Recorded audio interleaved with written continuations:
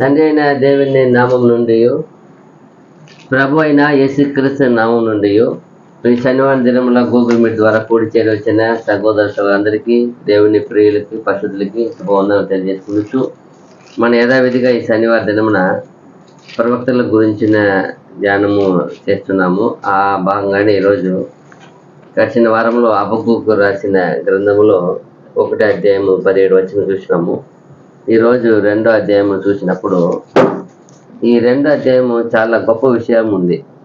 ఈ 2వ అధ్యాయంలో చూసినప్పుడు ఈ వచనాలు చాలా మంది ఎత్తు వాడతారు. ఈయన కానీ ఈ వచనం రాయకపోతే నిజంగానే ఈరోజు ఏమి బైబిల్ విషయంగా చాలా డ్రాయింగ్ వేస్తారు కదా. ఈ డ్రాయింగ్ ఈ ఒక లోకం ఏమంటారు, బైబిల్లో 3వ లోకము ఇవంతా ఎక్కడి నుంచి వచ్చిందంటే ఈయన రాసిన ఈ విషయమే. దేవుడే చెప్తాడు ఈయనకి, నువ్వేం చేయి వీటినే.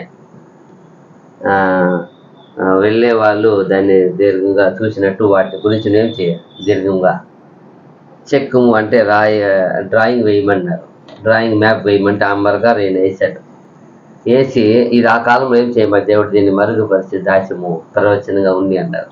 అయితే ఈరోజు చాలా గొప్ప విషయం ఇక్కడి నుంచి అయితే మాట్లాడదు. హబక్కూకు 2వ అధ్యాయము చాలా గొప్ప విషయము. అన్నిటికీ వస్తుంది, యుగాంతమునికి వస్తుంది, తర్వాత ప్రస్తుతం వస్తుంది, తర్వాత ఆ కాలంలో వాళ్ళు ఎవరు బాబిలోను చేసిన ఆ బాబిలోను రాజ్యము చేసిన ఘోర అధిక్రమం, ఆ పాపం గురించి ఇక్కడ వాళ్ళు చేసిన దానికి తీర్పు కూడా చెప్తారనమాట. లోక తీర్పు వస్తుంది. తర్వాత ఇప్పుడు ప్రస్తుతం అన్ని విషయము చూసినప్పుడు అది అన్నిటికీ మ్యాచ్ అయ్యే విధంగానే దేవుడు ఎలా పెట్టారు. కానీ గొప్ప విషయం పెట్టారు చూడండి. దీనిలో 2వ అధ్యాయం హబక్కూకు గ్రంథము 2వ అధ్యాయము 1వ వచనము చూస్తాము. ఆయన నాకు ఏమి సెలవిచ్చునో ఆయన నాకు ఏమి సెలవిచ్చునో నా వాదము విషయమై నేనేమి చెప్పుదునో చూచుటకై నేను నా కావలి స్థలము మీదను గోపురము మీదను కనిపెట్టుకుని ఎందుననుకొనగా. చూసారు, ఆయన ఒక సేవకుడు దేవుని వాక్యానికి ఎలా కనిపెడుతూ ఉండాలని ఆయన ఎంత చక్కగా వేచి ఉండాలా, కనిపెట్టాలా, ఎలా దేవుని వాక్ వరకు మనము ఎలా నిశ్శబ్దంగాను ఒక సాత్వికముగాను ఎంత హంబుల్గా ఉండాలని ఎంత చక్కగా ఆయన చెప్తారు చూసారా. అదేదో చాలా ఆశ్చర్యమైన విషయం ఇక్కడ చూసినప్పుడు. ఎంత బాగా చెప్తారంటే, నేను ఏమంటున్నప్పుడు నేను కావలిలో ఎక్కడ ఉన్నాడంట, ఆయన కావలిలో ఉన్నాడంట. ఆల్రెడీ నేను ఏం చేయబడ్డాడు, ఆయన ఎత్తి ఏం చేసేసారు, బంధించేసారు. ఆయన్ని బంధించిన అయినా కూడా ఆయన అక్కడి నుండి కూడా దేవుని వాక్ కొరకు ఏం చేస్తున్నాడు, ఆయన వచ్చినప్పుడు నేనేం చెప్పాలా ప్రిపేర్ అవుతున్నాడు, తపన పడుతున్నాడు. ఆయన భయం కలిగి ఉన్నాడు. దేవుణ్ణి సేవకులు అంటే ఎలా ఉండాలని ఈయన చాలా గొప్ప ఒక ఎగ్జాంపుల్ కూడా. మళ్ళీ ఆయన ఫస్ట్ అధ్యాయం చూసినప్పుడు ఆయన చాలా ప్రశ్నించాడు. ఇప్పుడు ప్రశ్నించడానికి దేవుడు సమాధానం చెప్తారని ఇంకేముంది, ఆయనకి ఆసక్తితో ఎదురు చూస్తున్నాడు. దేవుడు ఆయనకి సమాధానం ఇస్తాడు. ఆయన అడిగాను నేను, నా బాధ అంటే ఆయన ఏమో అడగాలని కాదు, ఆయనకి బాధ ఏమంటే అధిక్రమం చేసేవాళ్ళు ఏమవుతున్నారు అక్కడ. అయితే ఆయన చెప్తున్నాడు, అధిక్రమం చేసే వాళ్ళకి ఏం లే, వాళ్ళకి తండ్రిని ఇస్తాను అని చెప్తున్నారు. ఎందుకంటే బాబిలోనిలో వచ్చి ఏం చేస్తున్నారు, దేవుని పిల్లల్ని యూదాన్ని హింస పెట్టి బాధ పెట్టి చాలా ఘోరమైన రక్తము కారు చిందిస్తున్నారు. అది ఆయనకి వేదన. అప్పుడు అన్నప్పుడు ఈయన అడిగిన ప్రశ్న బాధతో అడిగారు, అన్యాయం చేసేవారే బాగున్నారు ఎట్లా అన్నట్టు అడుగుతున్నారు. అయితే సమాధానం చూసినప్పుడు కింద ఏం చెప్తారంటే, నేను చాలా ఏమంటా గమనించి చూస్తాను. ఏం చూస్తానంట, దాన్ని కనిపెట్టుకుని చాలా కనిపెట్టుకొని ఉంటాను. దేవుడిని వాక్య కొరకు ఎలా ఉండాలా, ఎప్పుడు కానీ దేవుని పిల్లలు ఎలా ఉండాలా కనిపెట్టాలి. ఈ వారం నాతో ఏం మాట్లాడతారు, ఈ దినం ఏం మాట్లాడతారు నాతో అని ఏం చేయాలి, ముందుగానే ఒక ప్రిపరేషన్, ఒక ఆసక్తి, ఎదురు చూపు ఉండాలా. ఇప్పుడు చూడు, ఒక యజమానుడు కుటుంబానికి వస్తున్నాడంటే పిల్లలు ఏం వేసిస్తారు, ఏం నా కొరకు ఏం తెస్తారు. ఇదే కదా ఎవరికైనా. ఈ శరీరానికి ఏం కావాలా, ఏదో ఒక అల్ప ఆహారం, ఏదో ఒకటి సమయాన్ని ఏం కావాలా, ఏదో ఒకటి రుచిగా. అప్పుడు మనం ఎదురు చూసేది మనకు ఎవరు ఉన్నారో మన పైన మనల్ని దేవుడు ఇచ్చిన వాళ్ళు, పోషకులు ఎవరు, వాళ్ళు ఏం చేసేది. ఏదైతే వచ్చిన తల్లి ఏం చేసావు ఎందుకు ఆమెను అడగాలి, ఆమె ప్రిపరేషన్ చేసేది.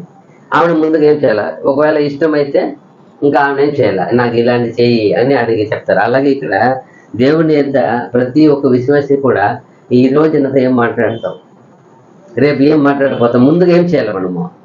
మన ఆత్మకు కావాల్సిన వాళ్ళని అడగాల. నాకు తృప్తిగా నా ఆత్మ ఎదిగినట్లు. ఇప్పుడు కానీ ఎంతసేపు అయినా శరీరం ఆశ కొరకే జీవిస్తాం తప్ప, శరీర కోరికలు నెరవేర్చాం తప్ప ఆత్మ కొరకు ఏం మనం సిద్ధపడతాం? అది లేదు కదా. అయితే వాక్యం ఈయనేం చెప్తున్నాడు చూడు, నేనేం చేస్తున్నాను దేవుని కొరకు, నేనేమి చెప్పాలా, ఏమంటారు? ఆయన నాకు ఏమి సెలవిచ్చును, ఆయన నాకు ఏమి సెలవిచ్చును, నా వాదము విషయమై నేనేమి చెప్పుదును చూచుటకై నేను నా కావలి స్థలము మీదను గోపురం మీదను కనిపెట్టుకుని నన్ను కొనగా. చూసినారా? ఆయన కనిపెట్టుకొని ఉన్నాడు. నేనేం చెప్పాలా, ఏం వినాలా, ఆయనకి సమాధానం ఏం చెప్పాలి? వచ్చి అడిగినప్పుడు నేను చెప్పాలి కదా. అదిదా దేవుని సేవకులు అంటే ఇలా ఆసక్తి కలిగి ఉండాలి. దేవుని బిడ్డలంటే ఇలా ఉండాల. ఏమి చెప్పాలి, నాకు ఏం చెప్తాడు ఆయన, ఆ వాక్య కొరకు కనిపెట్టి ఉండాల. ఈరోజు శరీర అక్కర్ల కొరకు, శరీర ఆశల కొరకు, శరీర ఇచ్చల కొరకు ఎన్నో ఎదురు చూపు, ఎన్నో అడగడం, ఎందో దాని కొరకే పొట్లాడేది కూడా. ఫ్యామిలీతో ఎక్కువ పొట్లాడేది దేని కొరకు? నాకేం తెచ్చావు, నాకేమి ఇచ్చావు, నాకేమి నాకు ధరింపై చేసావు, ఏమి నాకు ఎప్పుడు ఇది లేదు, అది లేదు, ఇది లేదు, అది లేదు. ఆత్మ విషయం కొరకు నేను దేవుని వాక్యం వినడానికి ఏమి చేసావు ఎప్పుడైనా అడుగుతామా? దేవుడు చూస్తాడు దేని కొరకు నీ యొక్క వాదం ఉన్నది. మన జీవితంలో మనం దేనికి వాదం చేస్తున్నాం? దేవుని విషయమైన వాదం ఉందా? శారీర విషయమైన వాదం ఉందా? శరీర విషయమైన కోరికలు, ఆశ కొరకు మనం ప్రశ్నిస్తామా? ఆత్మీయ విషయం కొరకు ప్రశ్నిస్తామా? దేనికి? కంపేర్ దేవుడు చేస్తాడు, ప్రభు చేస్తాడు. దేని కొరకు మన లైఫ్ ఉంది అని చూస్తాడు. ఇక్కడ రెండవ కింద చూసినప్పుడు ఆయన యెహోవా నాకు ఇలాగూ సెలవిచ్చెను, చదువువాడు పరిగెత్తుచు చదువ వీలగున్నట్లు నీవు ఆ దర్శన విషయమును పలక మీద స్పష్టముగా రాయుము. అదిదా ఈ రోజు గీసేవాళ్ళు, రాసేవాళ్ళు అంతా ఎక్కడి నుంచి ఎత్తుకోట్ చేస్తారు ఈ వచ్చినండి. హబక్కూకు చెప్పారు కదా, ఏం చెప్పారు అక్కడ? పరిగెత్తువాడు ఏమంట? చదువువాడు పరిగెత్తుచు చదువా వీలు కలుగునట్లు నీవు ఆ దర్శన విషయమును పలక మీద స్పష్టముగా రాయము. చూసారా? పరిగెత్తుకొని చదవాలంట. ఎలా అండి? ఇప్పుడు చూడండి, ఇప్పుడు మీరు బస్సులో వెళ్తూ ఉంటారు, ఆటోలో వెళ్తూ ఉంటారు. సడన్ గా ఎక్కడో ఒక పోస్టర్ కనపడతాయి. అది చాలా సింపుల్గా ఉంటుంది. పెద్ద మ్యాటర్ ఉండదు, పెద్ద స్టోరీ మ్యాటర్ ఉండదు. కొంచెం షార్ట్గా ఒక మ్యాటర్ ఉంటుంది. ఏమండి, ఇక్కడ పలానా డేటుకు పలానా ప్లేస్లో పెద్ద మీటింగ్ జరుగుతుంది, రండి, మీకు ఆహ్వానం పలుకుతున్నాము అంతే ఉంటాయి. అది చూసాను ఎలా ఉంటుందా? చూసాను అది రన్నింగ్లో పోతాం. బస్సులో పోండి, మీ టూ వీలర్లో పోండి, ఒక్క సెకండ్ ఏమో వచ్చు దాన్ని. ఆ పోస్టర్ ఏం చేయవచ్చు, మనము రీడ్ చేయవచ్చు. అలా ఉంటుంది. అలా చెప్తున్నాడు ఇక్కడ. సో పరిగెత్తువాడు చదువువాడు పరిగెత్తుచు చదువా వీలగున్నట్లు అంటే చూసుకుంటారా? దీన్ని కంపేర్ చేసి అప్పుడు ఎలా ఉండాలా అంటే సింపుల్ గా ఉండాలా, మ్యాటర్ అందరికీ అర్థమయ్యే విధంగా ఉండాలా, అందరూ దృష్టి పడే విధంగా ఉండాలా, అట్రాక్షన్ ఉండాలి ఆ కలర్ మీద. అందుకే ఎక్కువ బ్లూ అండ్ రెడ్ అలాగే దాన్ని చేస్తారు. ఆ రెండు కలర్ బాగా ఎక్కడ ఉన్నా కూడా ఏం చేస్తుంది, మన కళ్ళకి అట్రాక్టివ్ ఇస్తుంది, టక్కని చూస్తారు దాన్ని ఆ కలర్. అందుకే ఎక్కువ చూసి ఆదకూడదు. ఎందుకంటే అలా రాయాలంట. ఈ రోజు ఉన్న ప్రతి బైబిల్ పట్టుకున్న ప్రతి సోదరులు పెద్ద పెద్ద సంస్థానములంతా దీన్నే పెద్దగా రాసి ఉంటారు. దానికి రాసి ఎంత పెద్ద మ్యాప్ వేసి దాని కింద ఈ వచనం రాసి ఉంటారు. ఏమని? చదువువాడు ఈ గ్రహించాలని ఈ హబక్కూకు 2:2 చెప్పినట్టు రాస్తున్నాము, ఇది గీస్తున్నాము. ఈ ప్లాన్ ఏమంటే మనకుంది కదా, యుగముల గురించిన ప్రణాళిక ఒక లోగో ఉంది కదా, చార్ట్ కింద ఏముంటుంది వచనము, ఈ వచనమే రాసి ఉంటారు. ఏమంటే ఇక్కడ హబక్కూకు రాశారు. హబక్కూకు దేవుడు చెప్పారు ఇలా రాయమని అని ఎప్పుడు కొటేషన్ ఇస్తుంటారు. ముఖ్యమైన వచనం. తర్వాత కింద ఆ దర్శన విషయము ఉమ్, నిర్ణయ కాలమున జరుగును, ఉమ్, సమాప్తం ఒకటకై ఉమ్, అతురపడుచున్నది, ఉమ్. అది తప్పక నెరవేరును, ఆ, అది ఆలస్యముగా వచ్చినను వచ్చినాను. దాని కొరకు కనిపెట్టుము, ఉమ్, అది తప్పక జరుగును, ఉమ్. జాగు చేయక వచ్చును. చూసారా, ఈయనకి చెప్తున్నారు, ఈయన కనిపెట్టేవాడు కదా, నువ్వు కనిపెడుతున్నావు కదా, జాగ్రత్త కనిపెట్టు అంటాడు. వేచి ఉండు, దానికి కూడా ఆలస్యం అయితే అవ్వచ్చు, ఒకవేళ దానికి కూడా ఏం చేయవద్దు, నువ్వు ఏం చేయకూడదు అంటాడు. అది తప్పక జరుగును, జరుగును, జాగు చేయక వచ్చును. జాగంటే అబద్ధం చెప్పదని ఏం అర్థమో. లేట్ చేయకుండా వస్తుంది, ఆలస్యం చేయకుండా వచ్చును. అది ఇంకా అది అబద్ధం చెప్పదు ఉందే ఒక మాట ఉందే. చదవండి మొత్తం. ఆ దర్శన విషయము ఉమ్, నిర్ణయ కాలమున జరుగును, నా జరుగును, సమాప్తం ఒకటకై ఆగుటకై అతురపడుచున్నది, అదిపడుచున్నది, అది తప్పక నెరవేరును, నెరవేరును, అది ఆలస్యముగా వచ్చినను వచ్చినను దాని కొరకు కనిపెట్టుము, ఉమ్, అది తప్పక జరుగును, జరుగును. జాగు చేయక వచ్చును. ఉమ్. అంతేనా? అంటే ఇక్కడ మాకు అది అబద్ధం, అది పొయ్యి చొల్లాదు అంటే అబద్ధం చెప్పదు లేదు. అన్ని ఉన్నాయి. అది అది ఆలోచన చేయొచ్చు, నాయన మీరు వేచి ఉండు, ఆలస్యమైనను గచ్చుకొని ఉండుము, అది నిత్యముగా అది జరుగుతుంది. అది ఏమయ్యేది కాదు, వదిలివేసేది కాదు, అది జరగకుండా వదిలివేసేది కాదు, జరుగుతుంది. ఇది ఎంత గొప్ప విషయము. ఇంకొకటి ఏమంటాయి, ఫస్ట్ చెప్పింది ఇది దేనికి వస్తుందంట, ముగింపుకి వస్తుందంట. ఏమికి వస్తుందంట? సమాప్తం ఒకటకై అతురపడుచున్నది. సమాప్తం అంటే ఎప్పుడు వచ్చేది ఇది, ఎప్పుడు చేతికి వచ్చేది ఇది. ఈ దర్శనం సమాప్తం అంటే అన్నిటికీ ఎండు ఎక్కడ ఉంది. ఇప్పుడు ఈ లోకానికి ఏముంది, ఒకటి ఎండు ఉంది. ఎండు దీని గురించి కంటిన్యూ మాట్లాడతారు ఆయన. ఎండు, ఆ ఎండు కూడా వస్తుంది. ఎక్కడికైనా సమాప్తం ఉంది. దేవుడు నిర్ణయించిన ఒక తీర్మానం ప్రకారం నెరవేరుతుంది. దాని గురించి మనం ఏం చేసేదిలా, ఏమి బాధపడేదిలా. ఎంత బాగా చెప్తుంది చూడు, ఇక్కడ వరకు బాగా చెప్తారు. కింద వచ్చిన నుండి చూస్తే ఇక్కడ ఉంది వాళ్ళు చేసిన ఒక 5 విషయము ఉంది ఇక్కడ. వాళ్ళు చేసిన ఆ ద్రోహము, ఆ ఘోరమైన పాపము విషయమై వాళ్ళు చేసింది చూసినప్పుడు ఒక 5 విషయము ఇక్కడ చూడవచ్చు. మనం ఏం చెప్పారంటే 5 నుండి చదవండి. మళ్ళీ 4 వచ్చిన ఏముంది, వారు యథార్థపరులు కాక తమలో తాము అతిశయపడుదురు, అయితే నీతిమంతుడు విశ్వాస మూలముగా బ్రతుకును. ఇది ఇదిగో ఏమంట, వారు యథార్థపరులు కాక తమలో తాము అతిశయపడుదురు, అదిదా. అయితే నీతిమంతుడు విశ్వాస మూలముగా బ్రతుకును. ఈ వాక్యంని ఆధారం చేసుకొని దాదాపు 3 చోట్ల మెన్షన్ చేశారు.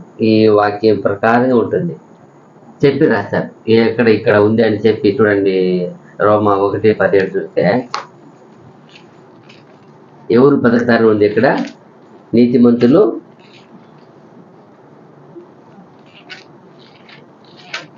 తన విశ్వాసత నీతిమంతుడు, తన విశ్వాసం ద్వారా నీతిమంతులు ఏం చేశారు, బ్రతుకును.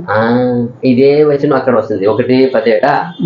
ఎందుక నీతిమంతుడు విశ్వాస మూలముగా జీవించునని రాయబడిన ప్రకారము. ఎక్కడ రాయబడిన ప్రకారం అంటే ఏం అర్థం, ఆల్రెడీ ఎక్కడ ఉంది, ఎక్కడో గ్రంథంలో రాసి ఉన్నారని ఇక్కడ క్వశ్చన్ మెన్షన్ చేస్తున్నాడు ఆయన. ఎంత బాగుంది ఇక్కడ కూడా చెప్తున్నాడు. ఏమంట, తన విశ్వాసము ద్వారా నీతిమంతుడు ఏం చేస్తాడు, ఎందుకనినా నీతిమంతుడు విశ్వాస మూలముగా జీవించుదని రాయబడిన ప్రకారం. అక్కడి నుంచి ఎత్తి మెన్షన్ చేస్తున్నారు. హబక్కూకు రాసిన విషయం అక్కడే రాసేసారు. ఇక్కడ అప్పుడు ఏమైంది, అప్పుడు కాలము దగ్గర వచ్చేసినారు. విశ్వాసం అంతవరకు ఏముంది, నీతి ఉంది, నీతిమంతులు నీతి ద్వారా బతారు. ఇక్కడ ఏమైపోయింది కాలం, ఇప్పుడు ఏమైపోతుంది, విశ్వాసం వచ్చింది. విశ్వాసం ద్వారా ఏమవుతారు నీతిమంతులు. అది ఎంత గొప్ప విషయం. తర్వాత చూసినప్పుడు గలతీ 3:11 కూడా అదే మెయింటైన్ చేస్తారు. గలతీ 3:11 కూడా ఈ 4వ వచ్చిన వరకే ఈ ఎత్తి దాన్ని చెప్పే రాస్తారు. 3:11 గలతీ 3:11 ధర్మశాస్త్రము చేత ఎవడును దేవుని ఎదుట నీతిమంతులని తీర్చబడను సంగతి స్పష్టమే. ఏలయనగా నీతిమంతుడు విశ్వాస మూలముగా జీవించును. నీతిమంతుడు దేని మూలంగా జీవిస్తాడని ఉంది. విశ్వాసం మూలముగా. విశ్వాసం మూలంగా. దేని ద్వారా జీవించలేడని ఉంది.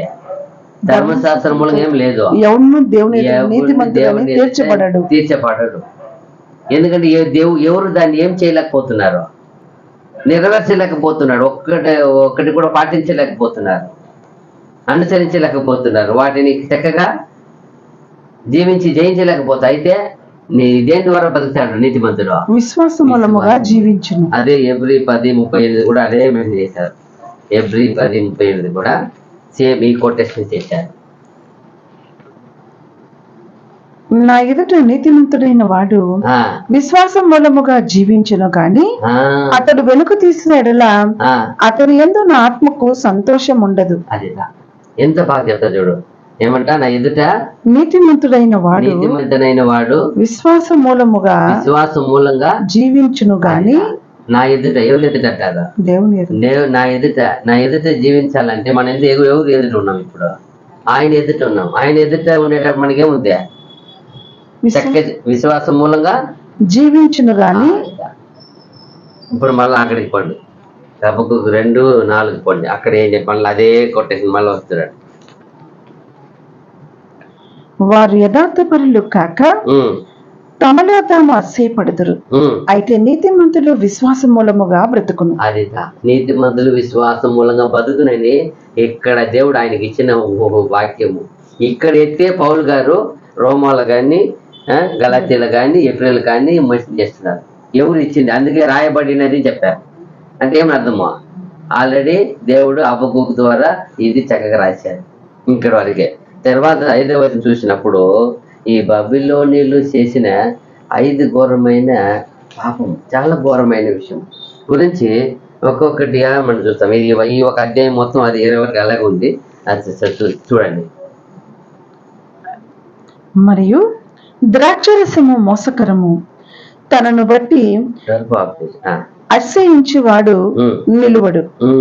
అటివాడు పాతాళమంతా విశాలముగా ఆశ పెట్టును, మరణమంతగా ప్రబలినను తృప్తి నందక సకల జనములను వశపరుచుకొనును, సకల జనులను సమకూర్చుకొనును.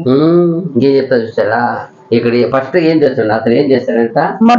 మరియు ద్రాక్షరసము మోసకరము. అంతే. ఫస్ట్ దేని ఆయన పోతున్నాడు? మద్యపానం, ద్రాక్షరసము మోసకరము, తనను బట్టి అసహ్యించువాడు నిలువడు. చూసారా? అప్పుడు ఇదంతా ఎలాంటి అలవాటు ఇది? ద్రాక్షరసము ఒకరిని ఎలా పాడు చేస్తుందో అలాగే ఇంకొకటి ఏముంది పక్కనే చెప్తున్నాడు, తనను బట్టి అసహ్యించువాడు. ఏది పక్కన రాశారు? ద్రాక్షరసం తాగేవాడు ఎలా తాను తన ఆత్మని నాశపరుచుకుంటాడో, తాగిపోతూ దేవుని రాజ్యం ఏమి అవడు, స్వతంత్రించుకోవాలి. అలాగే ఇప్పుడు తాగిపోతూ దేవుని రాజ్యం రాడు కదా. సేమ్ పక్కనే దీన్ని రాశారు. ఎన్నో విషయాలు ఉన్నాయి కదా. అయితే ఇక్కడ ఏం రాస్తున్నారు? తాగుబోతులు ఎలా ద్రాక్ష మత్తు ఏమంట? ద్రాక్షరసము మోసకరము. అది తన్ను బట్టి అతిశయించేవాడు, తన్ను తానే అతిశయించుకునేవాడు. ఈరోజు ఎంత ఘోరంగా ఉంది ఈరోజు లోకంలో. కానీ ఈరోజు ఏ రీల్స్ చూడండి, మీరు ఏ వాట్సాప్ చూడండి, ఎక్కడ వెళ్ళినప్పుడు చాలా మంది ఎట్టెటో మరణిస్తారు. అయినా ఈరోజు చాలా మంది మిస్టేక్ అయి మరణించేది ఏది? సెల్ఫీ ఎత్తుకుంటేనే ఏమైపోయేది, తెలియకుండా ఎండ పడిపోయేది. ఆ రైల్వే స్టేషన్ చెప్తారు, బాంబేలో అంటే ఫర్డే ఆ దాటేటప్పుడు హెడ్ ఫోన్ పెట్టుకొని ఏమి చూడకుండా దాటి కొట్టి చనిపోయే 5-6 మంది ఉంటుందండి రోజు బాంబే రైల్వే స్టేషన్. ఏమంటే ఏం బండి వస్తుంది కూడా చూసేయాలి, హెడ్ ఫోన్ పెట్టుకొని ఏం చేసేది? ఫోన్ పెట్టుకొని పోతా ఉండేది. హెడ్ ఫోన్ పెట్టి ఏ సౌండ్ వినపడదు, ఏముంది మ్యూజిక్ వస్తుంది. చాలా మంది ఈరోజు అప్పుడు చూడండి ఎంత నిర్లక్ష్యత, కేర్లెస్, దేని మీద పడిపోతున్నారు, దేనికి అయిపోయినారు వాళ్ళు. మనం ఎక్కడ వెళ్తున్నాము, మన జాగ్రత్త ఏమి, మన భద్రత ఏమి, సేఫ్టీ చూసుకునేది లేదు ఇప్పుడు. చూడండి అలా చూడండి. ఇప్పుడు అప్పుడు ఒక పక్క ద్రాక్షరసం మోసకరము, తర్వాత తన్ను తాను అతిశయించేవాడు నిలువడు, తర్వాత అట్టివాడు పాతాళమంతా విశాలముగా ఆశ పెట్టును. చూడండి, పాతాళమంతా విశాలమంతా ఆశ పెట్టును, మరణమంతగా ప్రబలినను తృప్తి నొందక సకల జనములను వశపరుచుకొనును, సకల జనులను సమకూర్చుకొను. చాలా జనం ఉంటారు ఆయన దగ్గర అంట, చాలా జనం చేర్చుకుంటాడంట, కానీ ఏం చేయడు వాడు. నిలబడు. ఏముంది అక్కడ? తన్ను బట్టి అసహించువాడు నిలబడు. పాతాళమంతా ఏం చేపడతాడు? విశాలముగా ఆశ పెట్టును మరణమంతగా ప్రబలినను తృప్తి నొందక సకల జనములను వశపరుచుకొనును, సకల జనులను సమకూర్చుకొను. మళ్ళీ చూడబాలి అప్పుడు అనుకోను, ఏమో అన్ని మంది ఉన్న జనాలు ఉన్నారు కదా, జనం ఉండవచ్చు, ప్రబల్యం కావచ్చు, కాకపోతే ఏముంది తత్పరమే ఏముంది, తనను బట్టి అతిశయించుకునేది ఉంది, అతిశయం ఉంది.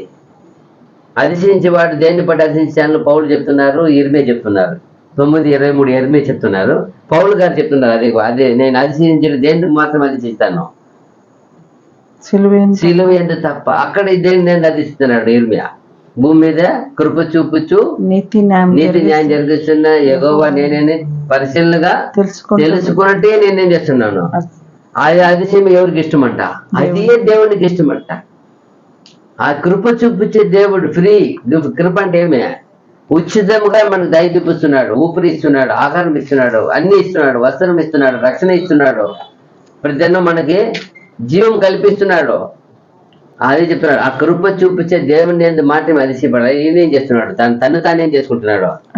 ఆ అతిశయం వృధా. తను తాను అతిశయించుకునేది అది ఒక ఆశ. ఈ ఆశలనే పెరిగేది. 8 వచ్చిన వరకు అదే ఉంది. ఏముంది మళ్ళీ తర్వాత? తనది కాని 5 నుండి 8 వరకు ఈ అతి ఆశ ఇదే. తను తానేం చేసేది? అతిశయించుకునేది. తనది కాని దాన్ని ఆక్రమించి అభివృద్ధి నొందిన వానికి శ్రమ. చూసారా? తనది కానిది తనదే ఉండదు, వేరే వాడిని ఏం చేసుకునేది? అపకరించుకునేది, మోసం చేసేది అర్థం, దోచుకునేవాడిని అర్థం. ఇదే కదా బలాత్కారం అంటారు. ఏమంటారు దాన్ని? బలాత్కారం. ఆక్రమించేసేది. ఆక్రమించుకొని అభివృద్ధి నొందిన వానికి శ్రమ. అలా సంపాదించి చేసుకునేవాడు ఎదుగుతున్నావు కదా, అది నీకేమది? శ్రమ. ఎంత బాగా చెప్పారు చూసారా? తాకట్టు సొమ్మును విస్తారముగా పట్టుకుని వానికి శ్రమ. చూడండి, తాకట్టు సొమ్మును విస్తారంగా పట్టుకుంటే ఏం? తాకట్టు అంటే సొమ్ము ఏమది? అవసరానికి పెడతారు, తిరిగి ఏం చేయాలి వాటిని? ఆ గ్రంథంలో ఉంది. పొద్దుపోయే లోపల వాడిని సొమ్ము ఏం చేయాల? సూర్యుడు అస్తమించే లోపల ఏమన్నా మీరు పెట్టుంటే వాడిని ఏం చేయాలంటే తిరిగి ఇచ్చేయాలంట. పెట్టుకుంటే ఏమైపోతుంది అది? అప్పుడు దేవుడిని ఆజ్ఞని ఏం చేసినట్టు? నిరర్ధకం చేసినట్టు, మీరినట్టు, అధికారం ఇచ్చినట్టు, పాపం చేసినట్టు అయిపోతాయి. అయితే ఇది వీళ్ళేం చేస్తారంట? తాకట్టు సొమ్ముని విస్తారంగా పట్టుకుని వానికి శ్రమ.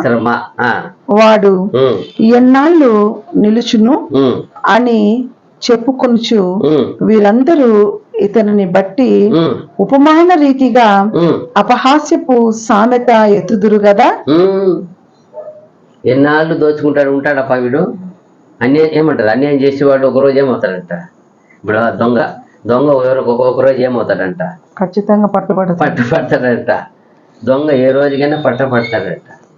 అలాగే అన్యాయం చేసేవాడు ఏ రోజు ఏం చేయబడతాడంట? దండించబడతాడంట. తింటే సామెత, ఉప్పు తిన్నవాడు ఏం చేయాలంటారు? అప్పుడు పాపం చేసిన వాడు ఏం చేయబడల్లా? దండించబడల్లా. పాపం చేసిన వాడు దాని తీర్పుకు లోనవుతాడు, దండించబడతాడు. ఎందుకంటే చేసింది పాపము. అదే చెప్తున్నారు ఇక్కడ. మళ్ళా వడ్డీకి ఇచ్చేవారు హఠాత్తుగా మీ మీద పడదురు. ఏమంట? వడ్డీకి ఇచ్చేవారు. ఈ రోజు చూడండి ఎక్కడ రాయపడింది చూడండి. అప్పుకి ఎంత రాసేది? వడ్డీకి ఇచ్చేవారు మీ మీద హఠాత్తుగా నీ మీద పడుదురు. నిన్ను హింస పెట్టబోవారు జాగ్రత్తగా వద్దురు. నీవు వారికి దోపుడు సొమ్ముగా వద్దువు. చూసారా? బహుజనముల ఆస్తిని నీవు కొల్లపెట్టి ఉన్నావు కనుక శేషించిన జనులు దేశములకును పట్టణములకును వాటిలోని నివాసులకును నీవు చేసిన నరహత్యను బట్టి బలాత్కారమును బట్టి నిన్ను కొల్ల పెట్టుదురు. నువ్వు ఎలా అంతా చేసావు, నీకేం జరగబడుతుంది? అలాగే ఉంది కదా, యేసు ప్రభు చెప్పిన గొప్ప విషయం ఉంది కదా, మీరు ఎట్టు కొలుతురో అట్లు మీకేం చేయబడుతుంది. మీరు ఎలా కనికరింపబడతారో మీరేం చేయబడతారు. కనికరం పొందుతారు. ఎలా మీరు ఆకలి దప్పికొని నీతి కొరకు ఆకలి దప్పికొంటారో మీకేం చేయబడుతుంది? మీకు నీతి జరుగుతుంది. దేని కొరకు మన దప్పిక, మన దాహము, మన వేదన, మన బాధ, మన ఆశ అతి ఆశగా ఉందా, నీతి ఆశగా ఉందా? ప్రభు ఎంత చక్కగా చెప్పేసేది అక్కడ. కరుణించేవాడు ఏం చేయడంట? కరుణ చేసేవాడు కనికరం పొందుతాడంట. కరుణ చూపేవాడు, దయ చేయవాడు దయ పొందుతాడంట. నీతి న్యాయం జరిగించేవాడు జరిగించబడతాడంట. సమాధానం పరిచేవాడు సమాధానం పుత్రుడు అయిపోతాడు. అప్పుడు ఎంత అన్నిటికీ ఉంది, రిఫ్లెక్షన్ ఉంది. మీరు ఏం చేస్తే అందుకంటే దీనంతా కలిపి ఒక మాట వన్ వర్డ్ ఆన్సర్ అది. ఇదంతా కలిపి మీరు ఎట్టు కొలుతురో అది అన్నిటికీ ఏమొస్తుంది, అన్ని ఓడికి ఏమైపోతుంది. అదే ఒక 10 చెప్తారు కదా, 10 చెప్పి ఇది ఏమవుతుంది, మ్యాచ్ అవుతుంది. మీరు ఎట్టు కొలుతురో అలాగే కొలవబడతారు. ఇక్కడ చెప్పబడింది. నువ్వు ఎలా విత్తినావో, నువ్వు ఎలా మోసపరిచావో, ఎలా నువ్వు అన్యాయంగా సొమ్ము దోచుకున్నావో, ఎలా బీదలు పెట్టిన తాకట్టు పెట్టిన సొమ్ముని ఏం చేశావు, నువ్వు దోచుకున్నావు. అక్కడ రూల్స్ ఉంది. సాయంకాలం లోపల వాళ్ళు ఇస్తే ఇచ్చేయాలి. అది వాళ్ళు ఇదికి పోయినా కూడా మర్చాన్ని మళ్ళీ పోయి తీసుకోవచ్చు. అయితే సూర్య అస్తమించినప్పుడు ఇచ్చేయాలి వాడు వస్తే సొమ్ముని. అయితే ఇలాంటిది లేకుండా పోయి దోచుకోండి. ఇది ఆశ, అతి ఆశ. ఈ 5 నుండి 8 వచ్చిన వరకు చూస్తే ఆయన ఒక గొప్ప ఏమంటారు, తత్పరం ఏమంటారు, దాన్ని పొగుడుకునేది ఏమంటారు, అధిశించుకునేది. నేను అంత గొప్పవాడు అనుకోండి, అనేకులు చేర్చుకునేది. ఏమంటా ఆయన దగ్గర మళ్ళా అనేకులు ఉంటారంట, అన్ని ఉంటాయంట, కానీ పాపం చేసేది. అందుకే చెప్తున్నాడు, అనేక జాతులు ఏం చేస్తావు నువ్వు. 8వ వచ్చి ఏం చెప్తున్నాడు, బహుజనముల ఆస్తిని నీవు కొల్లపెట్టి ఉన్నావు గనుక శేషించిన జనులు దేశములకును పట్టణములకును వాటిలోని నివాసులకును నీవు చేసిన నరహత్యను బట్టి బలాత్కారమును బట్టి నిన్ను కొల్లపెట్టుదురు. నిన్ను కొల్లపెట్టు. నువ్వు చేసిన వాటికే నువ్వేమి చేశావో, ఏమి విత్తావో, ఏమంతా మీరు అధికరించావో అలాగే నీకేం చేయబడుతుంది.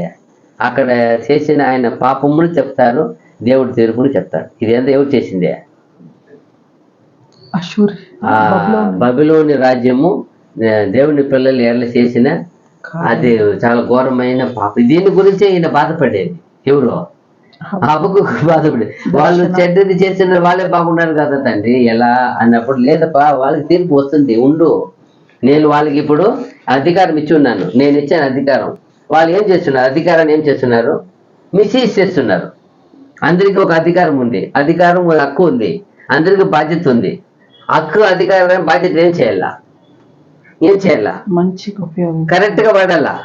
అధికారం ఉందని ఏం చేయకూడదు, అధికారమించకూడదు కదా.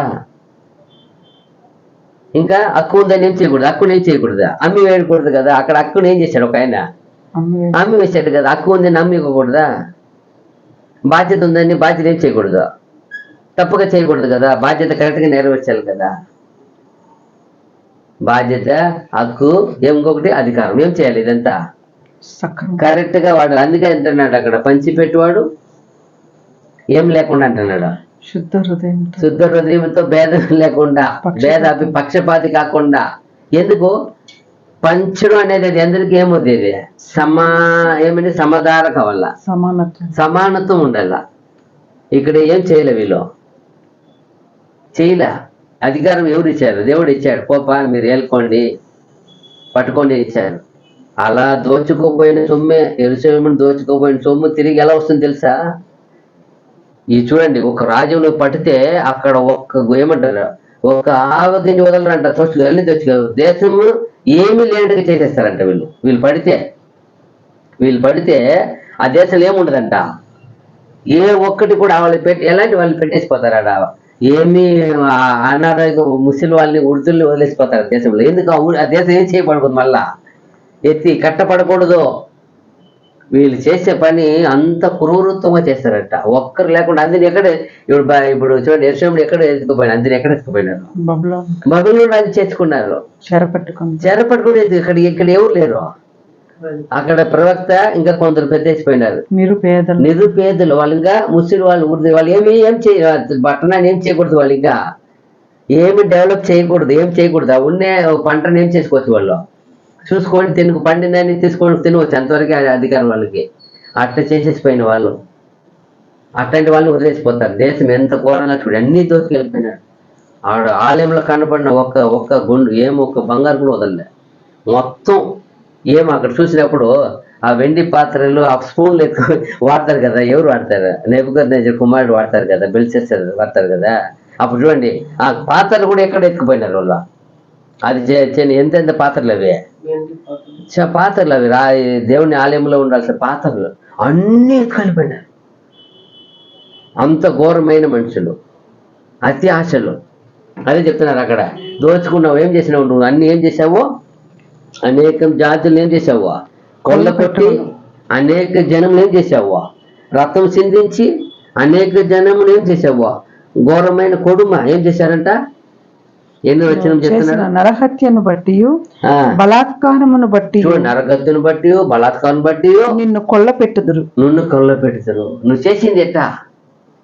అది ఫస్ట్ వచ్చి ఏమంటారు, ఆయన ఒక సొంత పేరు ఏమంటారు, ఏమంటారు, అతిశించేది. ఆయన చేసిన పని మంచి పని అయినా మంచి చేశాడా? ఇలా దేవుడు ఇచ్చినాడు అధికారం, ఎంతవరకు వాడాలా? లిమిట్ మీరిపోతే ఎవరైనా సరే, నువ్వైనా కానీ, నేనైనా కానీ, ఇప్పుడు ఉన్న విశ్వాసి కానీ, సేవకుడు కానీ, సంఘం కానీ, ఎవరైనా కావచ్చు, మీరు ఇచ్చిన హక్కు అధికారం ఎంతవరకు వాడాలి అంత వాడాల. అది అతిక్రమించిపోయినా ఖచ్చితంగా దానికి దేవుడి తీర్పు ఉంటుంది. ఇక్కడ మనం చూడవచ్చు, కింద 9 నుండి 11 వరకు. ఇదేమంటే, ఇది ఒక భద్రత కొరకు మనిషిని వెతికేది, సేఫ్టీ, మనిషిని ఆదాయపరచుకొని చేసేదంట. 9 నుండి 11 వరకు చూస్తే రెండవది పాపం, వాళ్ళు చేసే రెండో పాపం.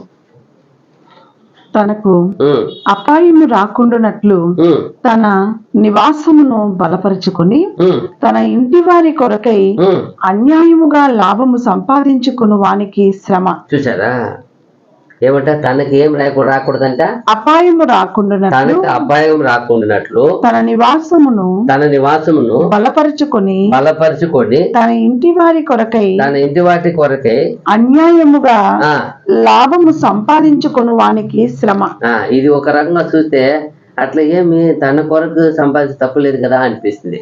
ఇప్పుడు నేను బాగుండాలని నేను పోయి కష్టపడి సంపాదించి తప్పులేదు. ఎదుటి వాడిని మోసం చేసి సంపాదిస్తే, ఎదుటివాడిని నాశనం చేసి సంపాదిస్తే, ఎదుటివాడిని చంపి దాన్ని ఆదాయం నేను తీసుకొచ్చుకుంటే, వాడిని నేను దోచుకుంటే, కింద వచ్చిన చెప్తాను చూడండి. నీవు చాలా మంది జనములను నాశనము చేయొచ్చు, నీ మీద నీవే నేరస్థాపన చేసి ఉన్నావు. నీ దురాలోచన వలన నీ ఇంటి వారికి అవమానము తెచ్చి ఉన్నావు. ఏం చేసి అనేక జనములు ఏం చేశారంట? నీవు చాలా మంది జనములను నాశనము చేయొచ్చు. ఈయన నాశనం చేసి ఈయనకి మంచిది కావాలంట, భద్రత. వాళ్ళు సొంత దోచుకునేది, ఈయన గొప్ప వచ్చేది. చూడండి, ఎవరో సంపాద్యమో, ఎవరో కష్టమో, ఎవరో కట్టింది, నాకు భద్రంగా ఉండాలి, సేఫ్టీ ఉండాలంటే నాదంటే అది ఎంత బాగుంటుందండి. ఏమో కింద, నీ మీద నీవే నేరస్థాపన చేసి ఉన్నావు, నీ దురాలోచన వలన నీ ఇంటి వారికి అవమానము తెచ్చి ఉన్నావు. చూసారా, నువ్వు చేసే ప్రతి దురాలోచన వల్ల ఎవరికి అవమానం వస్తుందంట? నీ ఇంటి వారికి. మనం చేసే పని మనకేమవుతున్నది? మనం మంచి ఆలోచన ఉంటే, అందుకే చెప్తారు, ఆలోచన కర్తలు అనేకలు ఉండుట ఆశీర్వాదకరం అంటారు. అలా ఎలాంటి ఆలోచన? దేవుణ్ణి అన్నాడు, దావీదు అంత గొప్ప రాజ్యము 40 సంవత్సరాలు ఏలినాడంటే ఊరికే కాదు, ఆయన చుట్టూ ఎవరు ఉన్నారు?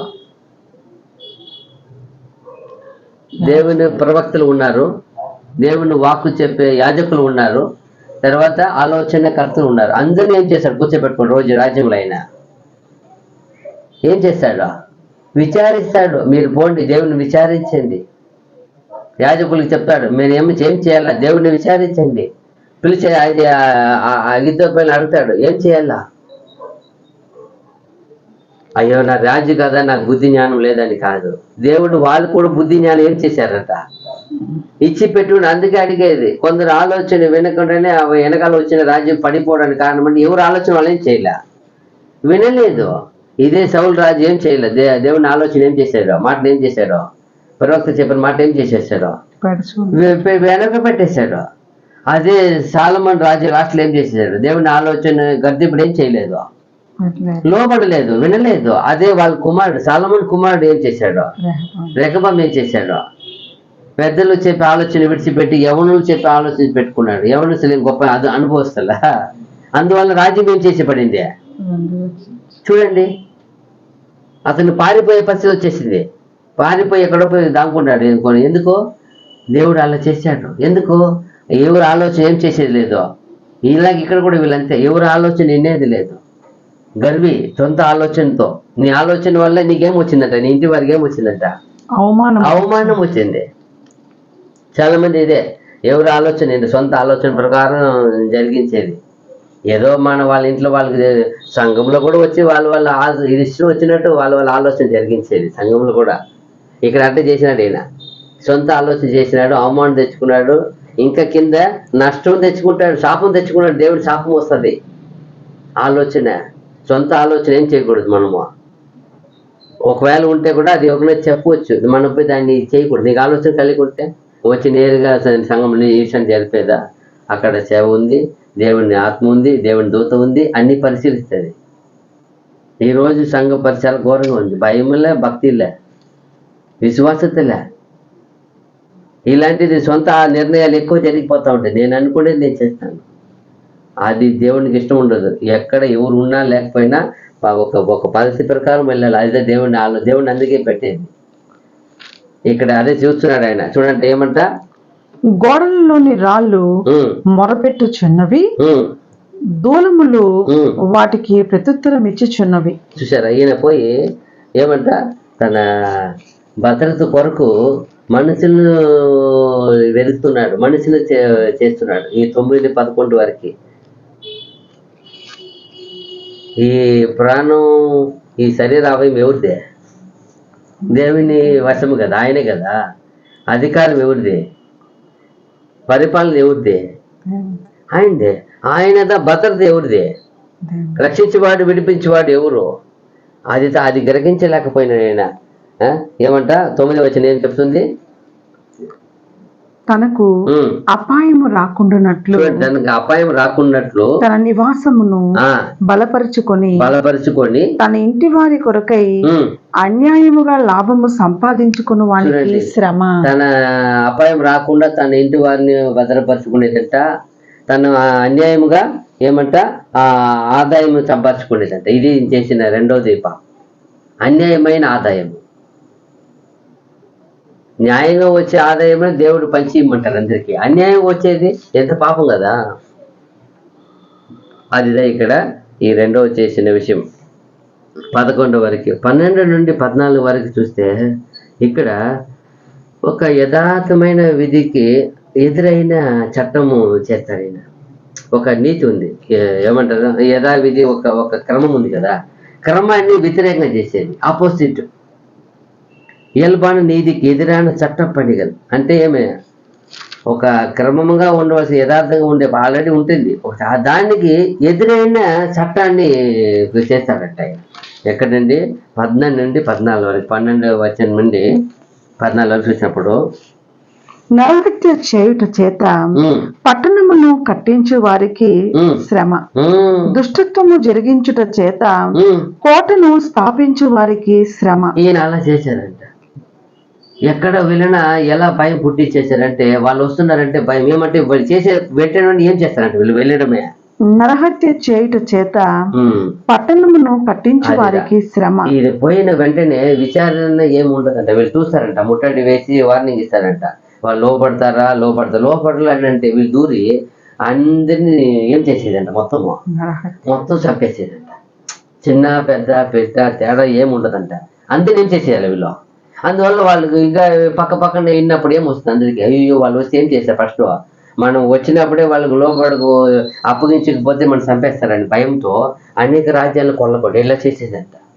అందువల్ల చూడండి ఏం చెప్తున్నాడు, అన్యాయముగా నరహత్య చేయుట చేత పట్టణమును కట్టించు వారికి శ్రమ, దుష్టత్వము జరిగించుట చేత కోటను స్థాపించు వారికి శ్రమ. దుష్టత్వము చేత, అదే ఇది దుష్ట కార్యము, నరకంతేమో దుష్ట కార్యము. తర్వాత కింద వచ్చినము, జనములు ప్రయాసపడుదురు కాని అగ్ని పాలవుదురు, వ్యర్థమైన దాని కొరకు కష్టపడి జనులు క్షీణించుదురు, ఇది సైన్యములకు అధిపతియగు యెహోవా చేతనే అగును కదా. ఇప్పుడు వాళ్ళకి గుణపట్ల చెప్పేసి అన్యాయం చేస్తున్నాడు, చట్టాన్ని అదే ఒక యథావిధి ఉన్న ఒక క్రమాన్ని ఏం చేస్తున్నాడు ఆయన. ఇప్పుడు అక్కడ రూల్స్ ఉంది, ఎప్పుడైతే వార్నింగ్ ఇచ్చి హెచ్చరిక ఇచ్చి లోపడకపోతే వాళ్ళు ఏం చేసుకోవచ్చు మనము. ఇక్కడ ఏముండదు, సమాధానం పంపి ఆ కాలంలో ఏమైనా పట్టాలంటే ఫస్ట్ వాళ్ళకి ఏం పంపించాలా లోపలికి, వాళ్ళకి ఒక ఇది ఏమంటారు ఒక లేక అదే ఏమంటారు తాకలు ఏమంటారు దాన్ని పంపిస్తారు, సందేశం పంపించి మరి రాత చేసి వీళ్ళ ఉద్దేశం పంపిస్తారు. పోయి రాజు దగ్గరికి ఆయన చదివి ఇలా వచ్చాను, మీరు రాజ్యం పట్టుకోవాలని, మీరు ఏమైనా సమాధానం పడతారా లేదా నేను విధించే మీ ఒక పన్నుని చెల్లిస్తారా.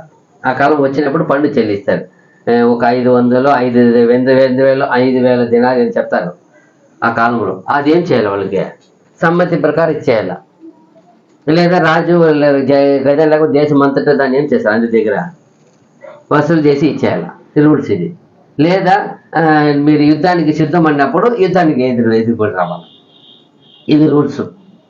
లేదా వీళ్ళు ఏం చేస్తారు, ఇంకొక రాజు దగ్గర వర్తమానం పంపి ఇంకొక రాజ్యాన్ని వీళ్ళకి ఏం చేస్తారు, యుద్ధానికి హెల్ప్ చేయని పిలుచుకుంటారు, ఇది జరిగేది. కానీ వీళ్ళు ఏం చేయరు, ఇలాంటిది ఏం చేయరంట, ఏ ఒకటి ఉండదు. వచ్చినారా మీ దగ్గర హెచ్చరిక ఏమి ఉండదు, సడన్గా వచ్చి పైన పడి అందరినీ అన్యాయంగా ఏం చేసేది, నాశనం చేసేది. ఇది ఇది ఇది ఎక్కడ లేదు, ఇది ఒక నియమం లేదు. ఏదైనా ఏ రాజ్యానికి వెళ్ళినా ఇది ఇలాంటి పద్ధతి ఎక్కడ లేదా, కొత్త చట్టం అని కొత్తగా వీళ్ళు చేసుకునేదంట. అంటే మేము బాబిలో నుండి ఇలా ఉండామని వీళ్ళు ఒక గర్వం చేత ఇలా చేశారంట. చూడండి కింద చెప్పినప్పుడు ఇంకా 14 వచ్చినము, 13 చదివినావా. ఏలైనగా సముద్రము జలములతో నిండి ఉన్నట్లు భూమి యెహోవా మహాత్మ్యమును గూర్చిన జ్ఞానముతో నిండి ఉండును. చూసారా, ఈ వచనం కూడా ఎక్కువ కోట్ చేస్తారు. ఏదేని కోట్ చేస్తారు ఈ వచనాన్ని. 1000 ఏళ్ళ పరిపాలనకి, 1000 year రూలింగ్కి, ఆ సర్వ ఎండ్ అయిపోయినాక ఫస్ట్ మరలా దేవుని ఒక రాజ్యం వచ్చినప్పుడు ఎలా ఉంటుంది భూమి అంటే ఈ వాక్యం కోట్ చేస్తారు. ఎలా ఉంటుందంట భూమి, ఏలైనగా సముద్రము జలములతో నిండి ఉన్నట్లు భూమి యెహోవా మహాత్మ్యమును గూర్చిన జ్ఞానముతో నిండి ఉండును. ఎంత గొప్ప, ఎక్కడ విషయం చూడండి, ఎక్కడ కాలానికి ఎత్తుకుంటారు దీన్ని.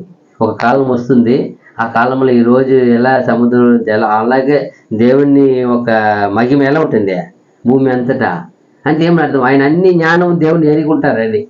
అందరూ ఏం చేసేవారు దేవుణ్ణి, అయ్యో ఇంత గొప్ప ఒక దేవుడు ఉన్నాడని మాకు తెలియలేదే, అది అది గొప్ప వచనం ఇది.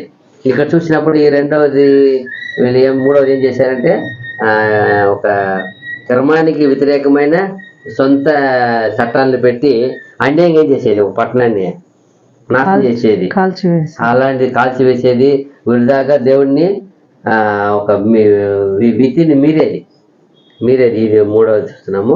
తర్వాత 4 చూసినప్పుడు 15, 17 వరకు ఇది ఇంకా ఒక విషయమైన ఘోరం తంత్రం అంట. ఇలా చేస్తారంట వీళ్ళు. చూడండి 15 ఏముంది, తమ పొరుగు వారి మానము చూడవలనని ఘోరమైన ఉగ్రతను కలిపి వారికి త్రాగినిచ్చి వారిని మత్తులుగా చేయి వారికి శ్రమ.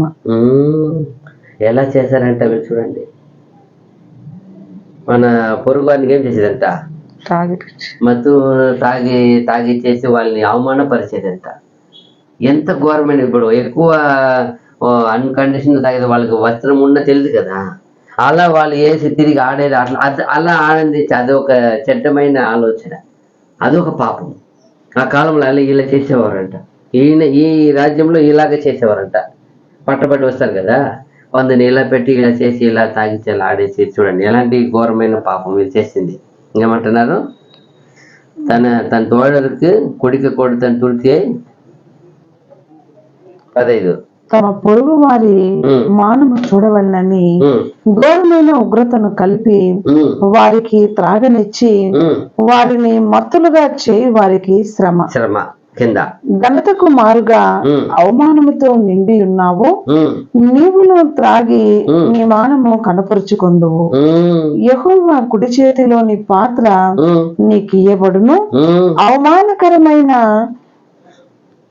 వమనము నీ ఘనత మీద పడును. చూసారా, అక్కడే జడ్జిమెంట్ చేస్తున్నారు. కింద ఏం చెప్తాను, ఇంకా లెబోనోనునకు నీవు చేసిన బలాత్కారము నీ మీదకే వచ్చును. పశువులను బెదిరించిన బెదురు నీ మీదనే పడును. దేశస్థులకును పట్టణములకును వాటిలో నివాసులకును నీవు చేసిన నరహత్యను బట్టి జరిగిన బలాత్కారమును బట్టి ఇది సంభవించును.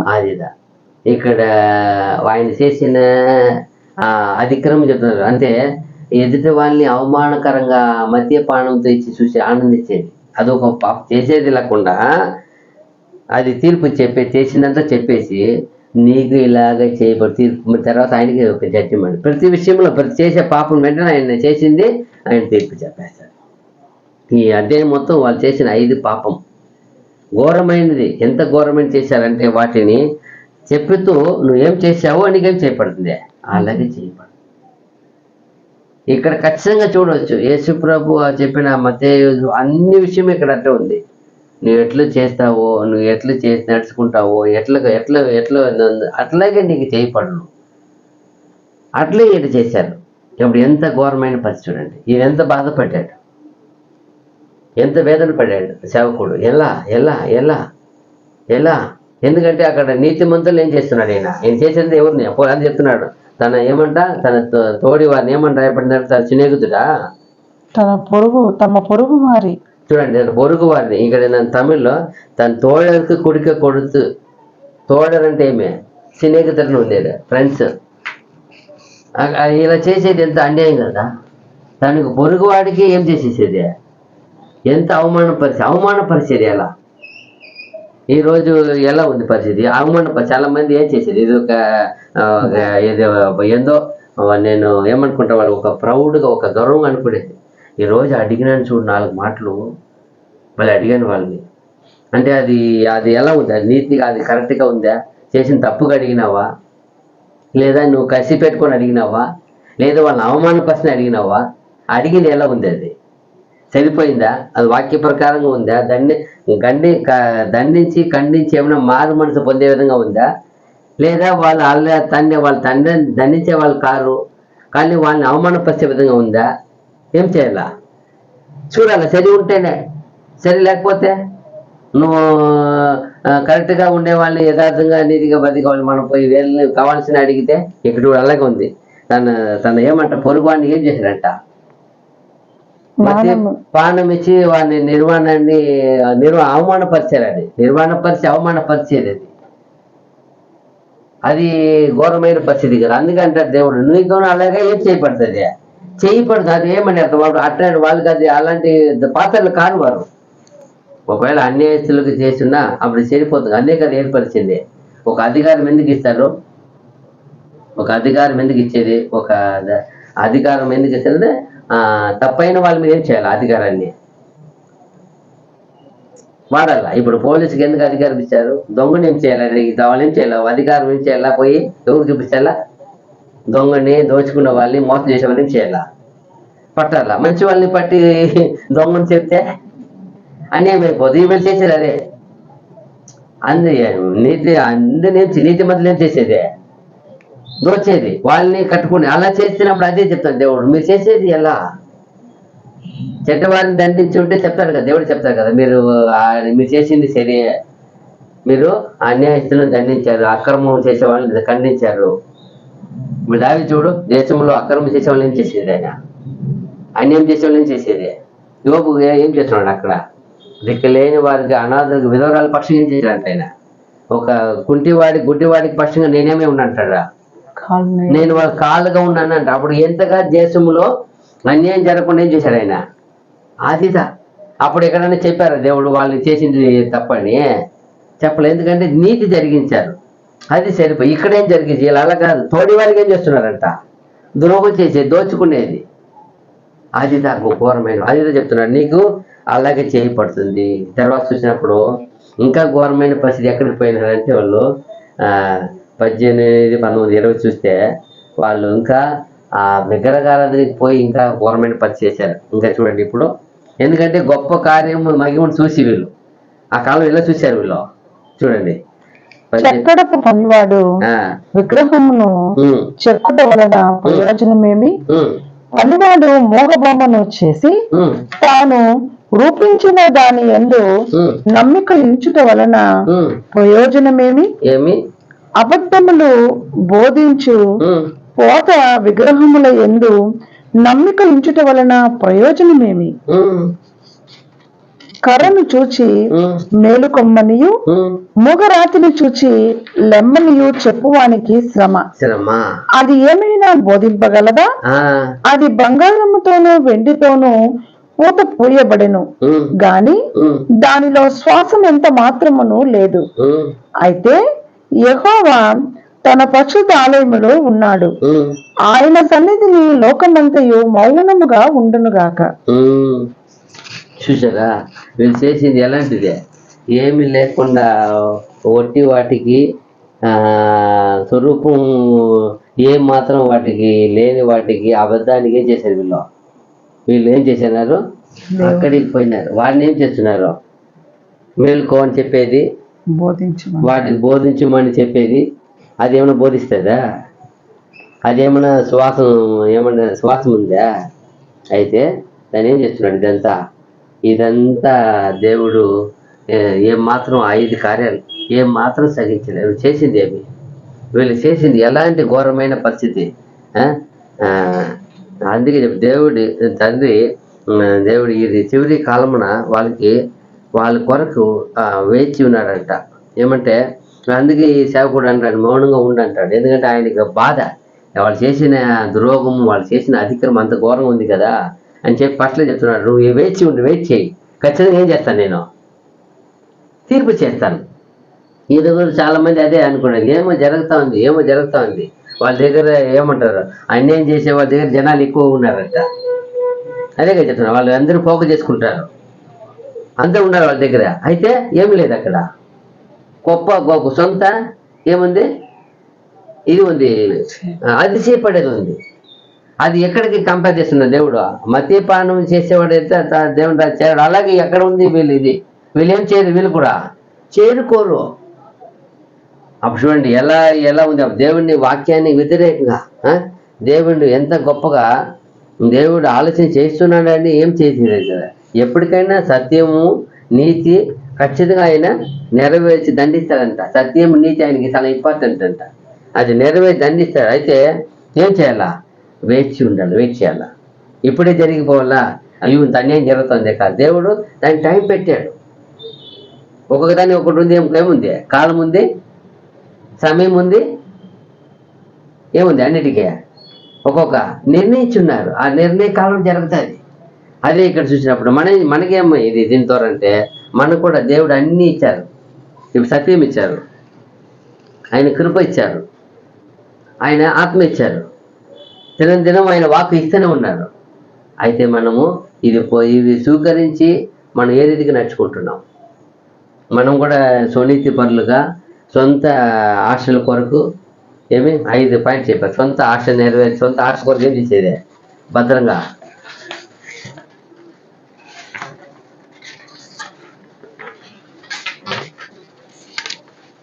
సొంత ఏం చేసేది? సొంత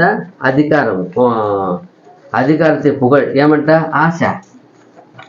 సొంత ఏమంటారు? తత్పరిపై అధిశించేది, సొంత అధిశించేది. అయితే ఎవరిలో మాత్రం అధిశించాలా? దేవుని. అదే మనము ఇక్కడ ఆ పని దేవుడు ఒక దయ చూపించి అధికారం ఇచ్చి ఉండొచ్చు. అయితే మనం అధిశించకూడదు. మనం చేసేది దేవుడి పని, దేవుని సంఘం. అది అక్కడ ఏదైనా ఆయనకే దాని సమస్త మహిమ కానీ దేవుడికి రావాలా, దేవుడికే రావాలా. అలాగే భద్రత దేని వెతికేది? భద్రత ఎవరు ఇచ్చేది? మన ప్రాణానికి, మన శరీరానికి, సంఘానికి, సర్వానికి ఎవరు భద్రత ఇచ్చేది? వాక్యం ఉంది కదా, యెహోవా పట్టణం నుండి కావలి వారు కాసేది వ్యర్థ అంటాడు ఆయన. ఎందుకు వ్యర్థ? దేవుడు ఏం చేయాలి మనకి? ఆయనే మన ప్రాణాన్ని ఎక్కడ దాచి ఉన్నారంట? ఆయన కుమార్ని ప్రాణంలో మన ప్రాణం ఏం చేశారంట? దాచి. ఆయన కుమార్ని ప్రాణం దగ్గరికి రాగలుగుతాడు 13. ఎప్పుడైనా ఆలోచించారా? ఎందుకు రాలేడు? ఇక ఆయన కుమార్ని ప్రాణం దగ్గర రాడు. ఎందుకు రాడు చెప్పండి? మరణం జయించింది. ఆల్రెడీ వచ్చి ఏం చేశాడు? అతను ఓడిపోయినాడు. అదిదా నిజం. ఒకసారి వచ్చినాడు, వచ్చి ఏం చేసినాడు? ఇతనే అధికారాన్ని పొందుకున్నాడు. ఆయన ఓడిపోయినాడు. అందుకే అడిగేది నేను అడిగిన, వర్ణమా నీ ముళ్ళు ఎక్కడ? వర్ణమా నీ విజయం ఎక్కడ? అంటే ఏం అర్థమా? ఓడిపోయినాడు. అందువల్ల ఎక్కడికి రాడు. ఎక్కడికైనా పోతాడు. ఎవరి దగ్గర రాడు? ప్రభు దగ్గర రాడు. ఎందుకు రాడంటే జయించినాడు ఆయన. అందుకే ఏం చేశాడు తండ్రి? మనం ఈ భూమిలో ఉన్న ప్రతి విశ్వాసి పరిశుద్ధిని ప్రాణం ఎక్కడ పెట్టేశాడు? యేసుక్రీస్తులో దాచేశాడు. ఎందుకు యేసుక్రీస్తు దాచాడు? యేసుక్రీస్తు జోలికి పోవడం. అర్థం చేసుకోండి. మనకు భద్రత ఎవరో కాదు. మనం దేవుళ్ళలో ఉంటే దేవుని ఆయన భద్రత మనకి. మనం ఎదుర్కొనేది భద్రత కాదు, మన సేఫ్టీ కాదు. తర్వాత 3వది చేసినప్పుడు ఆయన యథావిధి అదే ఒక క్రమ పద్ధతి నీతి ఉంది. నీతికి ఎదురు ఏం చేశాడు? విరోధమైన చట్టం పెట్టాడు. ఈయన అతిక్రమించి ఒక హెచ్చరిక లేకుండా అందరిని ఏం చేసేసాడు? నరహత్య చేసి పట్టణాన్ని అగ్నితో కాల్చివేసి దోచుకున్నాడు. అది చాలా ఘోరమైన పరిస్థితి. అప్పుడు దేవుడు నియమించిన పద్ధతి ఉంది, క్రమ పద్ధతి ఉంది. ఆ ప్రకారం వెళ్ళాలి. తర్వాత 4 చూసినప్పుడు ఎదుటి వాళ్ళు ఏం చేశాడు? మద్యపానం ఇచ్చి అవమానపరిచాడు. మద్యపానం ఇచ్చి ఏం చేశాడు? అవమానపరిచాడు. తర్వాత 5 చూసినప్పుడు విగ్రహాన్ని ఏం చేశాడు? విగ్రహం అంటే మనం కొలవము, అంటే మనం అవమానపరుస్తాము. ఆయన కొలవము. దేని కూడా విగ్రహం అయిపోతుంది. దేవుని ప్లేస్లో ఏది పెట్టిన ఏమైపోతుంది? అది విగ్రహం అంటే మనం పోయి ఏమి విగ్రహాలు కోడికి పోము, ఏం చేయము. ఏదో ఒకటి దేవుని కంటే ఎక్కువ ఏం చేసేది? ఎక్కువ ప్రేమించేది ఏదో ఒకటి. అది ఏదో ఒకటి. ఆడ మీ భార్య కావచ్చు, పిల్లలు కావచ్చు, మీ పని కావచ్చు, మీ డబ్బు కావచ్చు, మీ ఆస్తి కావచ్చు, మీ అధికారం కావచ్చు. కొందరికి అధికారం అంటే చాలా ఇష్టము, కొందరికి మంచి ఆహారం అంటే ప్రాణం ఇష్టము, కొందరు ధరించుకునేది అంటే పలు ఇష్టము, కొందరు ఎక్కడికి పోయినా సరే వాళ్ళు ఏం లేకపోయినా ఎలా వస్తారో ఎక్కువ వాళ్ళకి ఆడంబరాలు కొందరికి ఇష్టము. అది ఏదో ఒకటి ఏది దేవుని కంటే ఒకటి ఎక్కువ పెట్టేస్తారో అది ఏమైపోతుంది? విగ్రహారాధన అయిపోతుంది. ఏదో ఒకటి. అది ఏదైనా దేవుని కంటే, దేవుని వాక్యం కంటే, దేవుడు ఇచ్చిన సత్యం కంటే, దేవుడు ఇచ్చిన నీతి న్యాయం కంటే ఏదే ఒకటి ఆయనకి కంటే ఏది ఒకటి పెట్టినా మనము అది ఈ 5 కార్యాలు ఇక్కడ బాబిలోనులో చేసి వాళ్ళు దేవుని దగ్గర తీర్పుని వాళ్ళు ఏం చేశారు? నిర్ణయించేశారు. అక్కడ పొందుకొని కూడా పైపోయినారు. అంటే మనం ఈరోజు దేవుని చిత్తమైతే ఈ 3వ అధ్యాయం రాబో దినంలో చూస్తాము. ఓపిక అందరికీ వందనములు. God bless you. ఆమేన్.